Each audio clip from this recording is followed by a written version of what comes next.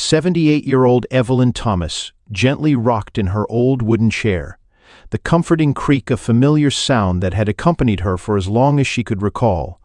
Her hands, etched by time, rested softly on her lap with fingers slightly curled. The porch served as her sanctuary, a small, sacred space where she watched the world evolve, even though much of it no longer felt like her own. She gazed over Henderson Avenue, a street rich with history. Birmingham, Alabama had once been a battleground of segregation, the bitter clash between progress and resistance playing out right here. Evelyn had witnessed it all, the marches, the boycotts, the fires, and the triumphs. This porch, this house, had stood witness to decades of change, much like the woman who sat upon it. But now, the neighborhood felt different. The tight-knit black community she knew had slowly dwindled. The houses once filled with familiar faces and voices were now replaced by young white families who had no connection to the past Evelyn held dear. They arrived with their contractors, repaving driveways and repainting walls, the sounds of construction drowning out the once peaceful hum of evening conversations. She sighed, taking a small sip from her glass of sweet tea, the ice softly clinking against the glass though it no longer held its chill. Her eyes followed Mrs. Henderson, a woman in her mid-40 seconds, walking briskly down the street with a poodle tugging at its leash. Evelyn waved, offering a warm smile despite the unspoken tension she felt every time they crossed paths. Mrs. Henderson glanced her way but didn't return the wave. Instead, her grip tightened on her purse, eyes darting quickly to her feet. Evelyn noticed how the woman's pace quickened, the poodle almost trotting now, its tiny legs struggling to keep up with its owner's urgent gait. She had seen that look before. The silent fear that clung to Mrs. Henderson was all too familiar. It wasn't new to her. She had faced it throughout her life, from the days when buses were divided by color to when she marched for freedom alongside others who dared to dream of a better future.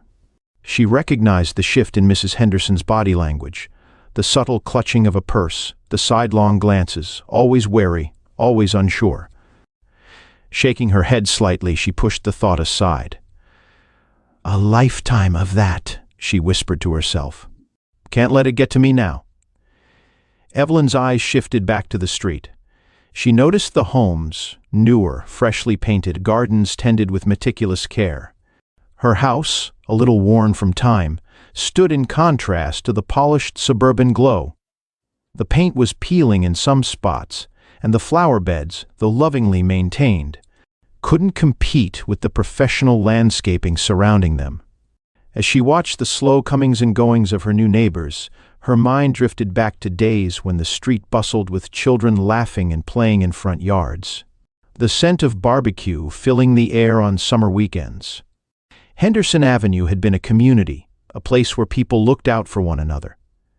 Now it felt like a place of passing strangers, neighbors who barely exchanged a greeting.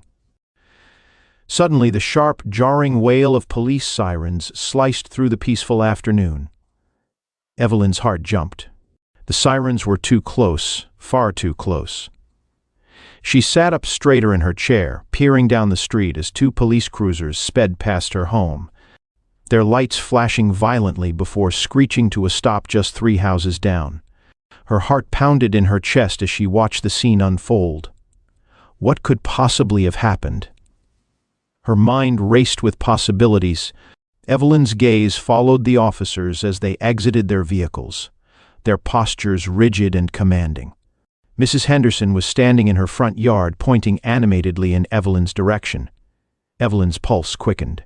She felt a cold chill seep into her bones, the familiar feeling of fear, not for what was happening, but for what she knew was coming.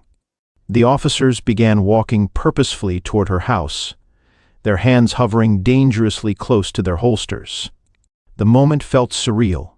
She had seen this scenario play out on the news too many times, but now it was on her porch, in her world. Trying to calm her nerves, she gripped the armrests of her chair as if they could somehow ground her. Her mind flashed back to darker times, when fire hoses and police dogs had been used on black protesters in the streets of Birmingham. She had faced down the hatred then, but somehow this felt different. This was her home, her sanctuary.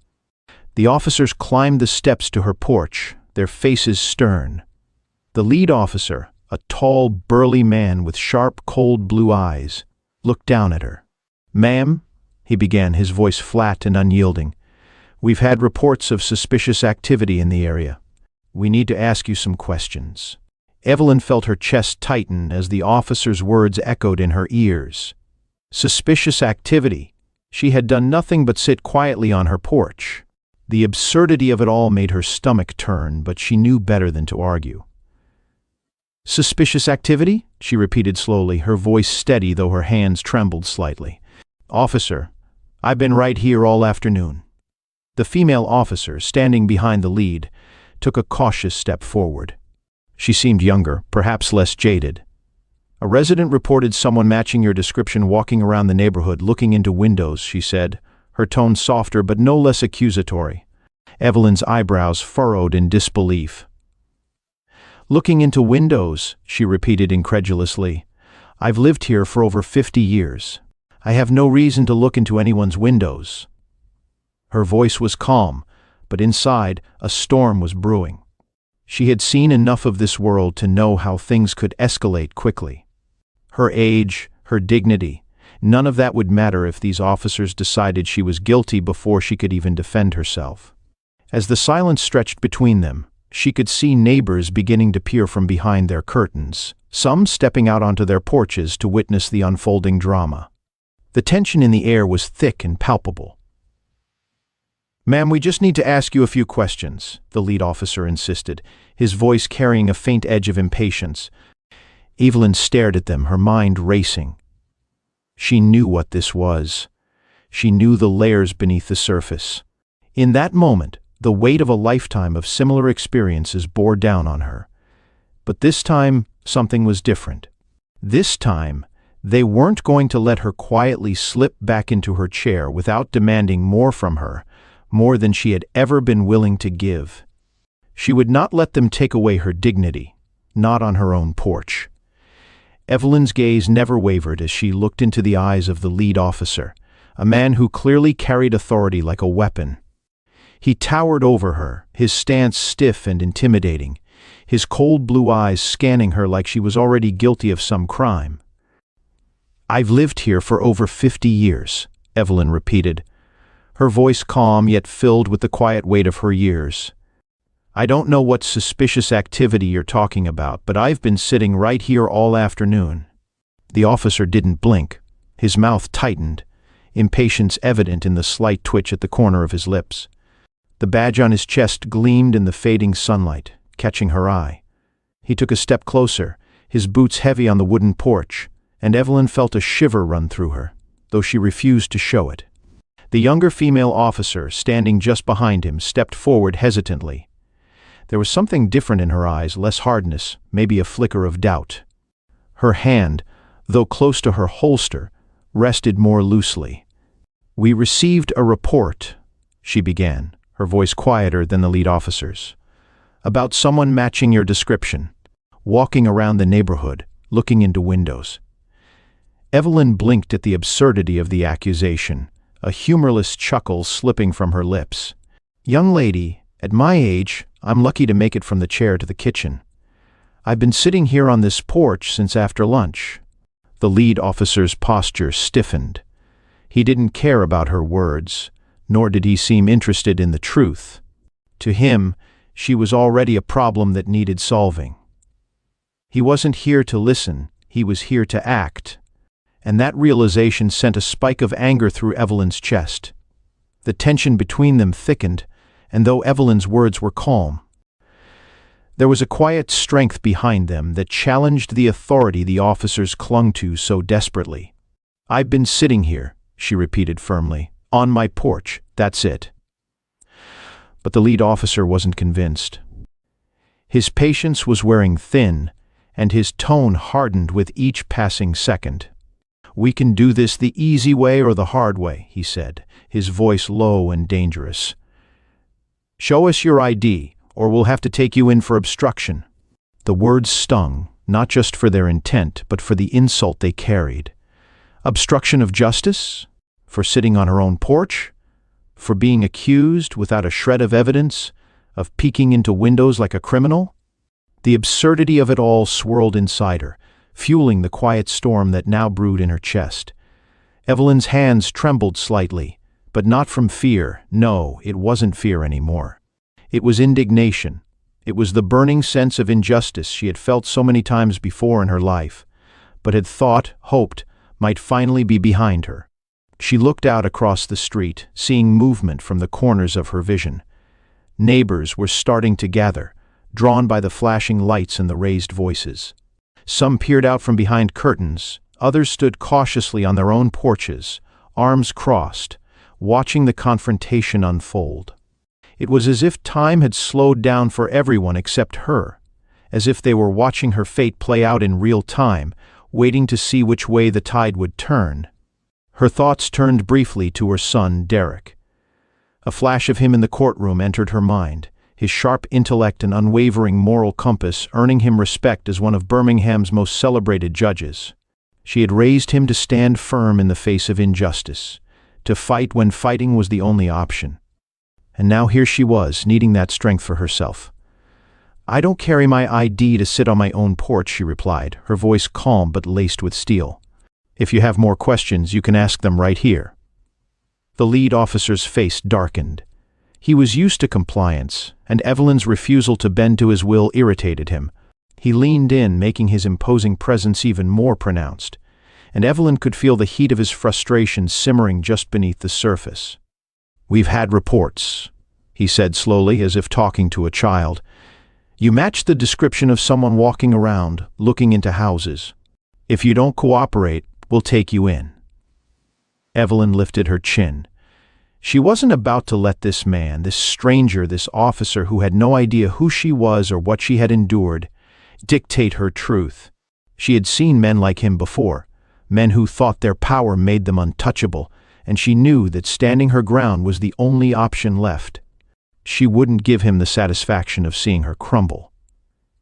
"There's been no crime committed here," she said firmly, her words cutting through the air with a quiet authority that rivaled his own. "I'm a law-abiding citizen, and I've done nothing wrong." The younger officer shifted uncomfortably, her gaze darting from Evelyn to her partner. There was a flicker of something in her eyes, uncertainty, guilt, or perhaps just hesitation. She opened her mouth to speak, but before she could, the lead officer stepped forward, his voice rising in volume. "All right, ma'am," he barked, "that's enough. Stand up slowly and put your hands behind your back. We're taking you in." The world tilted. Evelyn's breath caught in her throat. Taking her in? For sitting on her own porch? The cold, stark reality of the situation hit her like a wave crashing against the shore. These officers had no intention of listening to reason. They weren't here for justice. They were here for control. Evelyn's heart pounded in her chest, but she kept her voice steady, refusing to let fear dictate her actions. "You'll have to physically remove me from this porch," she said clearly, her voice echoing louder than she intended. The officers hesitated, exchanging glances, the younger one now visibly uneasy. The lead officer's face twisted with frustration, clearly not expecting such fierce resistance from a woman who looked so small and fragile sitting in that old chair. Neighbors were stepping closer now, murmuring among themselves. A few of them had their phones out, recording the encounter. Evelyn saw a woman 2 doors down whispering into her phone, her eyes wide as she watched the scene unfold. Evelyn's hands gripped the armrests of her chair as the officers seemed to debate their next move. Her mind raced. Where was Derek? She needed him now more than ever, but even if he weren't here, she wouldn't back down. Her life had been one long battle for dignity, for respect, and now on this porch where she had lived out her years, she would make her stand. Her voice grew stronger with each passing second. "I've done nothing wrong," she repeated, "and I won't be treated like a criminal in my own home." The lead officer's jaw clenched, his fists tightening at his sides. But before he could respond, the distant roar of a car engine interrupted the tense standoff. A sleek black sedan pulled up to the curb, its tinted windows lowering just enough for Evelyn to see a familiar face. Relief washed over her as Derek stepped out, his suit jacket crisp and his demeanor as commanding as ever. "Excuse me," he called out, striding toward the porch with long, confident steps. His voice, clear and sharp, cut through the air like a blade. "What exactly is going on here?" The afternoon air felt thick with tension as Evelyn's heart raced, her pulse pounding in her ears. The officers stood before her, their impatience growing more visible with each passing second. She could see it in the way the lead officer shifted his weight, his hand itching closer to the cuffs hanging from his belt. The female officer, while less aggressive, glanced nervously between her partner and Evelyn, as if weighing the consequences of what might happen next. Evelyn could feel the situation spiraling out of control. In her mind, she saw the worst-case scenario. A woman her age, frail in appearance but full of strength, being dragged from her own porch, humiliated in front of her neighbors. She wasn't afraid of standing up for herself, but she also knew too well how these moments could turn disastrous in the blink of an eye. One wrong move, one misinterpreted gesture, and things could go terribly wrong. Just as the lead officer stepped forward, handcuffs at the ready, a sound broke through the thick, suffocating tension, the low growl of a car engine approaching, strong, smooth, commanding. Evelyn turned her head as the sleek black sedan pulled up to the curb, the glint of the afternoon sun reflecting off its tinted windows. A rush of relief flooded through her as she recognized the car. The door opened, and out stepped Derek Thomas, her son. He cut a striking figure, tall and broad-shouldered, his tailored suit unwrinkled despite the urgency of his arrival.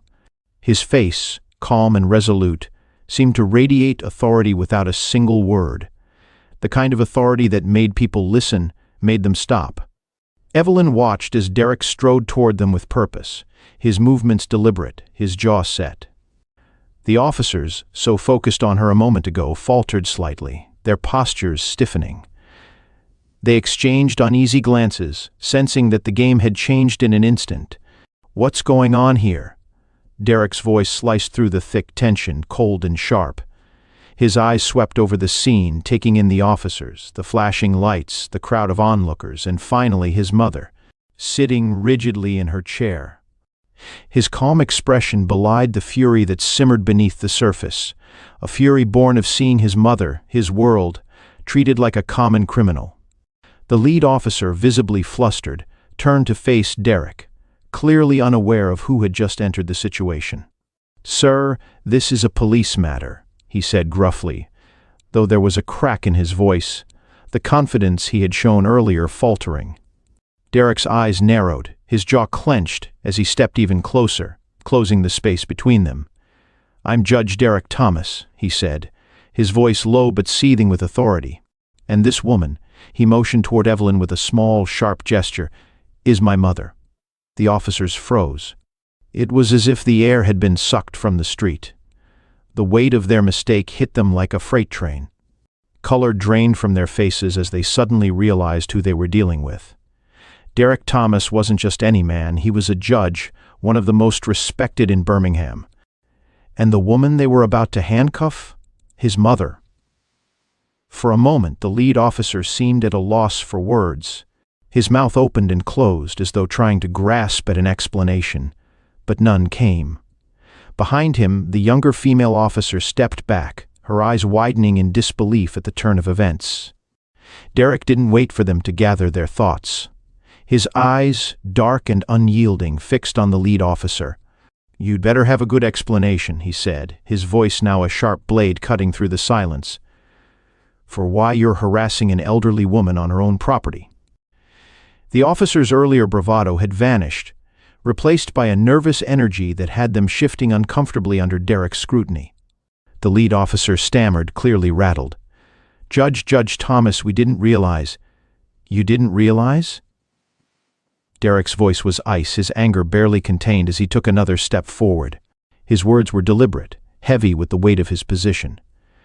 "You made assumptions. You treated an elderly woman like a criminal based on nothing but a vague report. No evidence, no cause, just assumptions. Now tell me, he continued, his eyes boring into the officer. How exactly do you plan to justify this? The officer's face flushed a deep shade of crimson as his hands fumbled at his sides.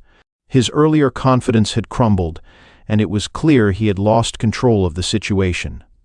The female officer, clearly uncomfortable with where things were heading, stepped forward, her voice tentative. We didn't know, sir. It was just a call from a resident. We didn't know who she was. Derek turned his sharp gaze on her, his words cutting. And because you didn't know, you assumed. You assumed the worst. You came here ready to arrest my mother based on nothing but a description. Do you understand the gravity of what you've done? The younger officer swallowed hard, nodding stiffly, her eyes downcast. Behind her, the lead officer still struggled to regain his footing, but it was clear he had no ground to stand on. By now, a small crowd had gathered. Neighbors watched intently, their eyes darting between Derek and the officers, drawn to the spectacle but also aware that something important was happening. The murmurs of conversation spread like wildfire, and a few of the more tech-savvy neighbors began recording the scene on their phones, capturing every moment. Evelyn, who had sat quietly during Derek's arrival, couldn't help but feel a surge of pride as she watched her son take control of the situation. This was the boy she had raised, the man who had grown into a fierce protector of justice. She could see in his eyes the same fire that had burned in hers during the civil rights era, the same determination to stand against injustice, no matter the cost. The female officer, clearly uneasy with the direction things were heading, stepped forward, her voice hesitant. We didn't know, sir. It was just a resident's call. We didn't realize who she was. Derek fixed his sharp gaze on her, his words biting. And because you didn't know, you made assumptions. You expected the worst. You arrived here ready to arrest my mother based solely on a description. Do you grasp the seriousness of what you've done? The younger officer swallowed hard, nodding stiffly with her eyes lowered. Behind her, the lead officer still struggled to regain his composure, but it was evident he had lost control of the situation. Taking a deep breath, Derek's voice lowered but never lost its intensity. This isn't how justice operates. You can't treat people this way, especially in a community you're meant to serve and protect. What you've done today isn't merely a mistake, it's a violation.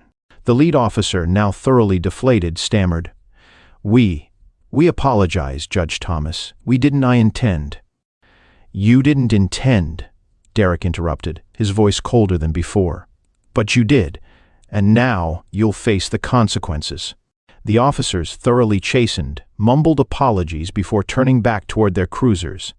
The lead officer's head hung low, his shoulders slumped under the weight of the shame now clinging to him. As the tension began to ease, Derek turned to his mother, his face softening. Are you okay, Mom? He asked gently, his voice filled with concern. Evelyn smiled up at him, a mix of pride and relief washing over her features. I am now, she replied, her voice steady despite the storm that had just passed. Offering her his arm, Derek helped her to her feet. Together they turned toward the house as the crowd of onlookers began to disperse, whispers of admiration and awe following them. But as they walked inside, Evelyn knew this confrontation was just the beginning. Something much larger had been set in motion, and this time she wasn't going to sit idly by. The commotion in the street had started to settle. The police cruisers had turned off their flashing lights and the officers were retreating, their heads bowed in embarrassment, defeated not just by Derek's words, but by the watchful eyes of a neighborhood that had observed every move. Yet the air remained thick with unspoken tension. Evelyn could feel it, the simmering unease, the questions hanging like storm clouds refusing to disperse. A small crowd had gathered around her, neighbors and onlookers, some with arms crossed, others with their phones still raised, unsure whether to leave or stay. Among them stood Mrs. Henderson, the woman who had made the call that could have ruined everything. She lingered at the edge of the crowd, her face flushed with shame, eyes fixed on the ground as if wishing it would swallow her whole. Evelyn, who had been sitting quietly throughout the ordeal, felt a mixture of relief and anger flood through her. Relief that Derek had arrived in time to prevent the situation from spiraling into something worse, but also a deep, burning anger at what had transpired. Not just at the officers who had treated her like a common criminal, but at the entire system that allowed it to happen. The subtle, unspoken rules that had shadowed her dignity throughout her life. The weight of the afternoon's events bore down on her, and for a brief moment Evelyn closed her eyes, taking in a slow, steady breath. The cool air filled her lungs with clarity. This wasn't over, not by a long shot. "Derek," she said softly, opening her eyes and slowly rising from her chair. Her movements were deliberate, hands steady as she straightened her back. Despite her age and the trials of the day, she stood tall, just as she had so many times before. Her son, standing a few feet away, turned toward her, his face a mix of concern and admiration. He could see it in her eyes. Something had shifted. His mother wasn't just relieved to have been spared from an unjust arrest, she was ready to fight. "This isn't just about me," Evelyn said, her voice quiet but filled with resolute strength. Her gaze moved over the crowd, past curious eyes and murmuring voices, until it rested on Mrs. Henderson, whose head remained bowed in shame. "It's about everyone like me." A moment of silence followed, the weight of her words sinking into the hearts of those around her. Evelyn wasn't just speaking for herself anymore. She was speaking for the countless others who had been profiled, harassed, mistreated, those without a son like Derek to step in, whose stories had been lost in a broken system. "I want to file a complaint," Evelyn continued, her voice growing stronger with each word, as if her conviction was finding its way into the air. "Not just against these officers, but against the system that allows this to happen, the system that makes people like me seem suspicious in our own homes, in our own neighborhoods." Derek stood still, absorbing the gravity of his mother's words. His jaw tightened with both pride and concern. He had always admired her strength, but this fight, this one, was going to be different. It would be long, messy, filled with challenges they couldn't yet foresee. He knew all too well how deep the roots of injustice ran, how entrenched the system was in defending itself. "Mom, you know I'll help you," Derek said softly, his voice steady but tinged with the weight of the battle ahead. "But this won't be easy." "I've never backed down from a fight for what's right," Evelyn replied, her eyes flashing with fierce determination. She looked at Derek, and in that moment, she wasn't just his mother. She was the woman who had raised him through the heat of the civil rights era. The woman who had marched, protested, and stood her ground time and again in the face of injustice. And she wasn't about to stop now. From the edge of the crowd, a hushed voice broke through the murmurs. "Evelyn, I didn't know." It was Mrs. Henderson. She had finally lifted her head, her voice trembling with regret, hands nervously wringing her purse. She took a small step forward, eyes brimming with tears as they met Evelyn's. "I didn't know it was you," Mrs. Henderson said again, her voice filled with shame. I thought I was doing the right thing. I didn't realize what I was doing." Evelyn's gaze softened as she looked at the woman who had unknowingly set this whole ordeal in motion. She didn't harbor hatred toward Mrs. Henderson, but she knew the woman's ignorance was part of the problem. A system that taught people to fear those who didn't look like them, that encouraged suspicion of black people just for existing. "It's not just you, Mildred," Evelyn said gently, though the firmness in her tone was unmistakable. "It's bigger than all of us, and if we don't start speaking out, nothing's ever going to change." Mrs. Henderson swallowed hard, nodding slowly, her shoulders slumping as if the weight of her mistake had become too heavy to bear. She said nothing more, but the regret in her eyes was clear. She had been part of the problem, but now, Evelyn hoped, she might become part of the solution too. Derek cleared his throat, drawing Evelyn's attention back to him. His face was filled with both admiration and worry. He had seen cases like this before, cases that dragged on for months, even years, where the weight of bureaucracy tried to silence those who dared to speak up. But he also knew his mother, knew that once she set her mind to something, there was no turning back. "We'll file the complaint," Derek said, the finality in his voice echoing in the now quiet street. "But we're going to need more than just this. We need witnesses, we need statements, we need the community to stand behind us."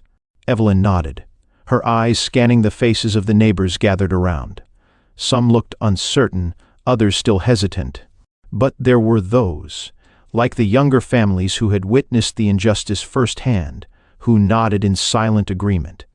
"This is our home," Evelyn said, turning to the crowd, her voice carrying the weight of generations of struggle.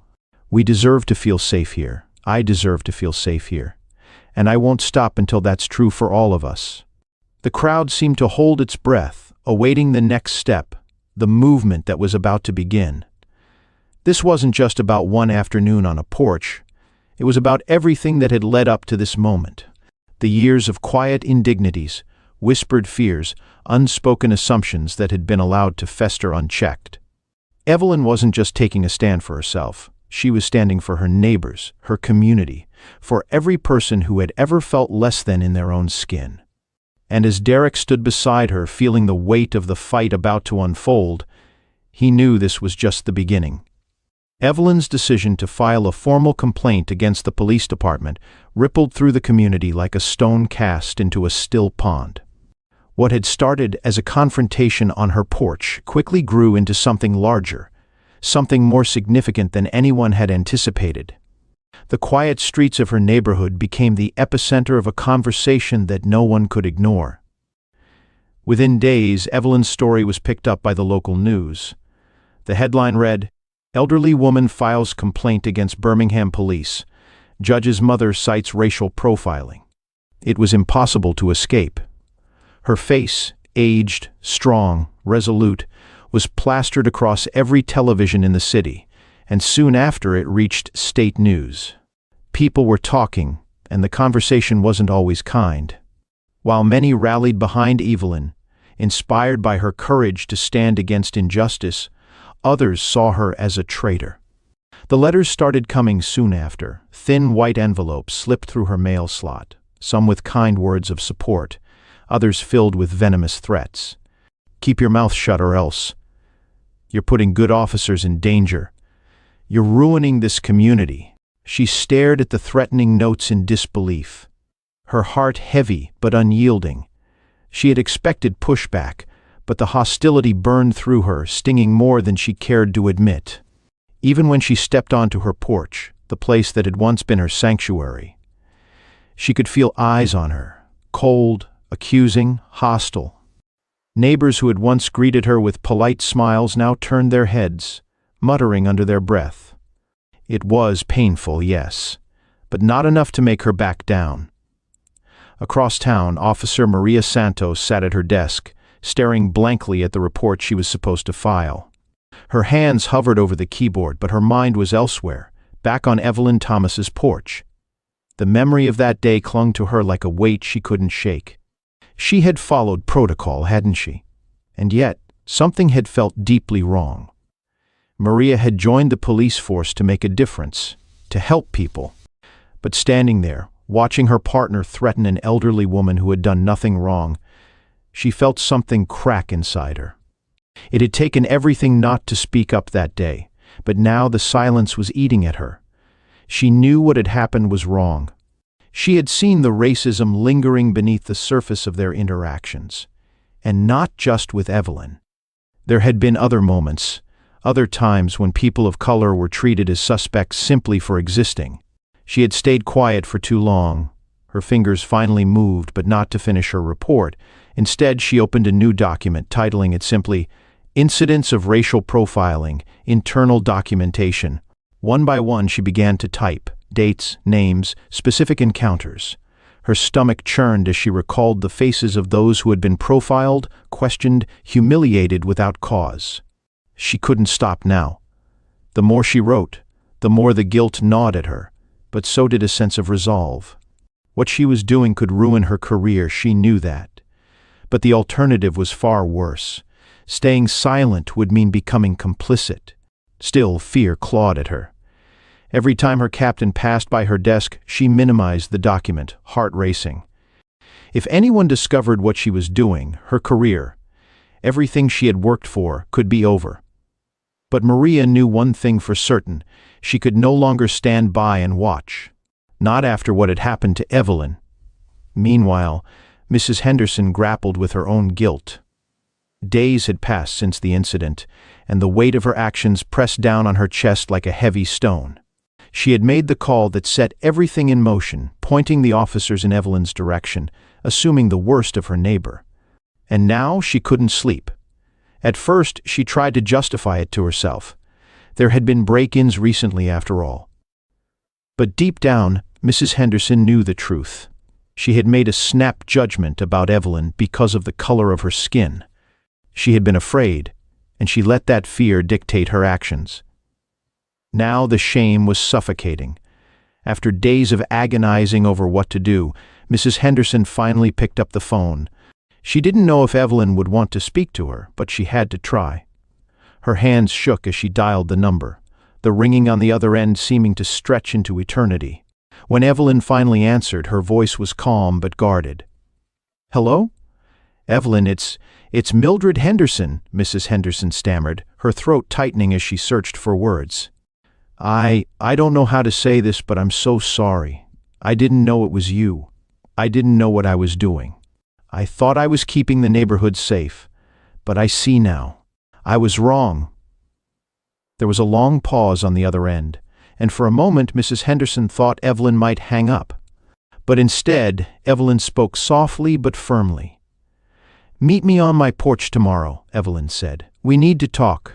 The next day, Mrs. Henderson stood outside Evelyn's house, nerves frayed. The sun hung low in the sky, casting long shadows across the street.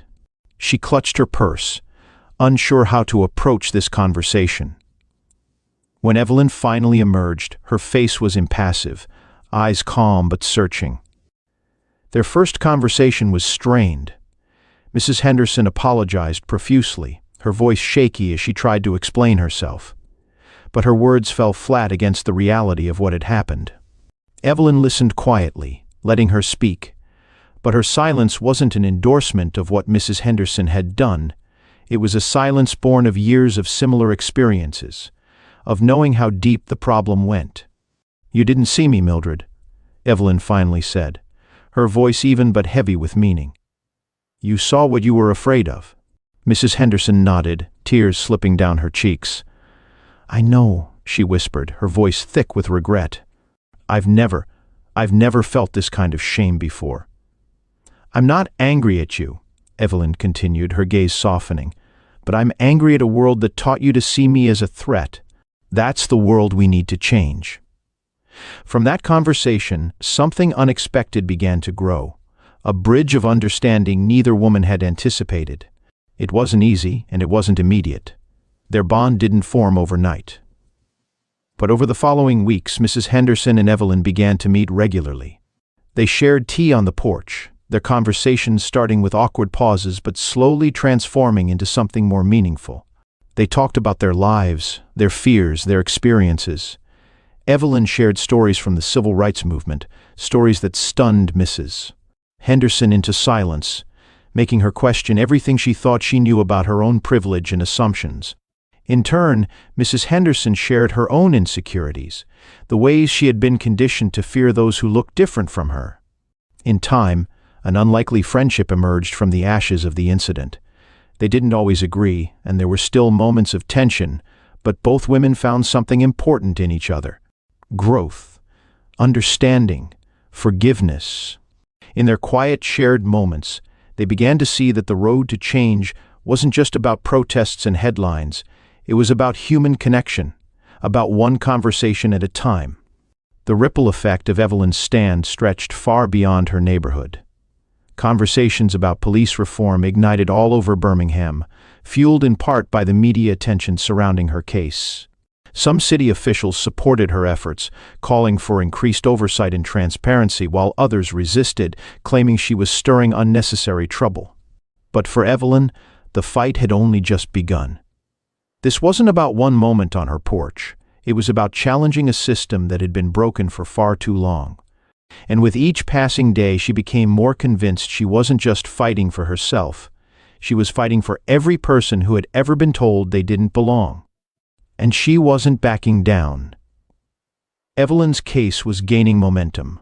Her complaint had sparked a much-needed conversation across the city, but it wasn't just the community feeling the effects. Inside the Birmingham Police Department, tension was palpable. Whispers filled the hallways, an undercurrent of unease rippling through the ranks. The officers involved in Evelyn's case were under scrutiny, but a broader storm was brewing. Officer Maria Santos sat alone in her patrol car, parked on a quiet side street, her mind in turmoil. Sunlight streamed through the windshield,